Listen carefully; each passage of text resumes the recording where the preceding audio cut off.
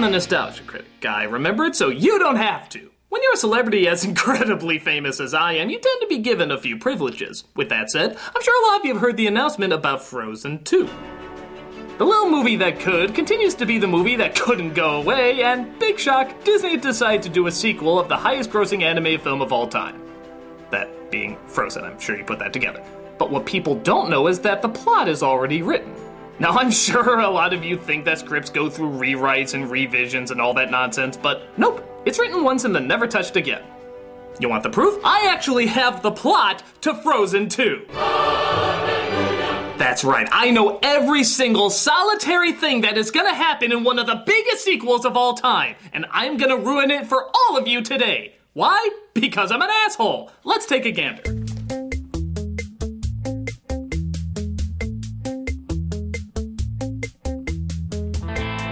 Everything is grand in the land of Arendelle. Elsa is still queen, Anna is still princess, and Kristoff filed for unemployment because, well, there's still no need for ice, so he's pretty useless. But things suddenly take a horrible turn when they discover terrible news. Elsa's parents have returned home.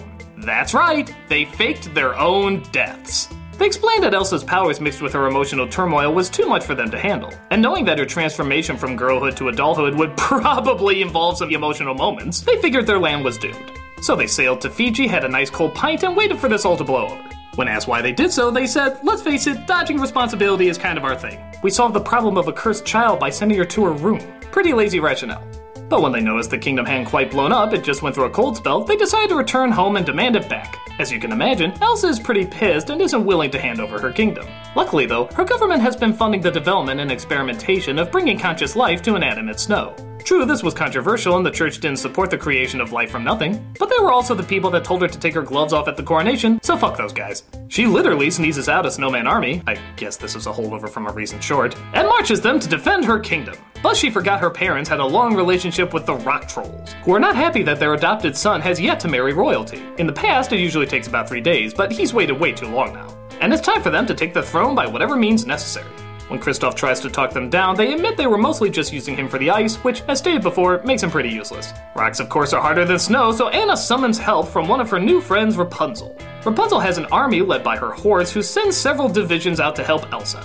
But the rock trolls disguise themselves as, well, rocks, and ambush them. They then convince the horse that he is a rock troll because, if you remember, they can wipe anybody's mind and make them think whatever they want. This is especially tough for Sven, who is revealed in the movie to be the horse's half-brother. Apparently Bambi's mother and Philippe had a thing. This leads to Elsa feeling incredibly guilty and singing her big musical number. This is going to be a counterpart to Let It Go, entitled Keep It In. This is a song that teaches kids that if there's something you really want to do, say, play the soundtrack to a movie over and over driving your parents absolutely insane, you should probably just keep it in and only hum the song in your head. It's not even really a song, it's just that exact sentence with some musical accompaniment. The kids will be confused, but the parents will be thankful. After Rapunzel's army fails and Sven is convinced as well that he's a rock troll, Anna questions Elsa if they can call upon the armies of Princess Tiana. Elsa then points out that the person she saw at the coronation was not Princess Tiana, as she wouldn't be born for several years, and that she was just a black woman in a green dress. When Anna asks if this makes her racist, Elsa says, yes it does. So Anna is banished for being racist, and Elsa appoints Olaf as her new sister. Princess Olaf is put in charge of recreating another snowman army to build a giant ice wall to protect her kingdom. But Olaf's snowmen all come out looking yellow. She doesn't want to question how the hell this happened, and she just banishes him too. Elsa is getting concerned as the rock trolls are wiping out everyone's memory, making them think Elsa's parents deserve the throne. She never realized just how friggin' powerful these things were. She always just sort of saw them as perky, needless distractions. But apparently they're the most dangerous threat the world has ever known. Who knew? So with her giant ice wall built, Kristoff comes up with a great plan. Elsa can use her powers to go through walls and perhaps sabotage the other side.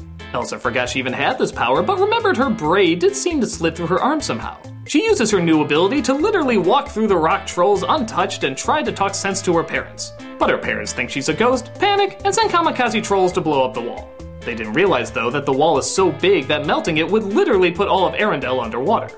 Knowing her kingdom is lost, she uses her bizarre dressmaking powers to create fins for the bottom half of her and Kristoff. This would allow them to both breathe and swim underwater, seeing how that is where they'll have to live the rest of their lives. Seeing how everything is melted and her people are dead, she rebuilds another ice castle out of the yellow snow that Olaf left behind, promotes Kristoff to the role of sex slave, and repopulates her underwater world with a new breed of species.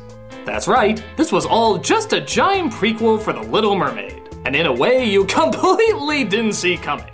Oh, and that ship that Ariel and Flounders went through that you thought was Elsa's parents? That's actually Jack Sparrow's. Yeah, try to figure out how that one works. The end. And that is the plot to Frozen 2. Some changes may apply. What?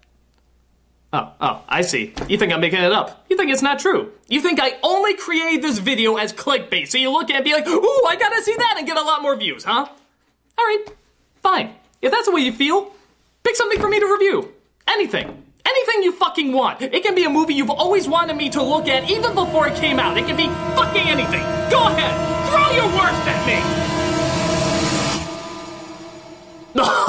Child's Play. That's easy street. I thought you were gonna have me review it with someone I didn't like. Oh!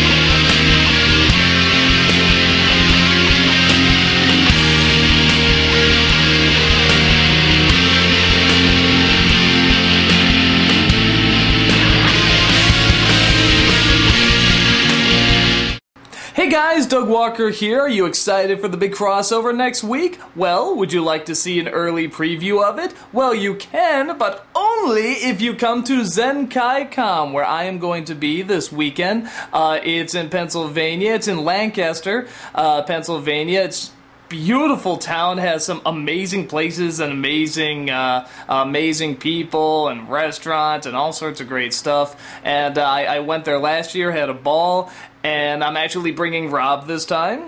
He's going to be with, and it's got great guests. Uncle Yo is going to be there, and like I said, it's just a great town, and you get to see a little sneak peek at the next episode at the crossover with the video game nerd. So yeah, that is this weekend, March 27th to the 29th, and hopefully I will see you guys there. It's going to be a ton of fun, and hopefully you can drop by and say hi. Take care.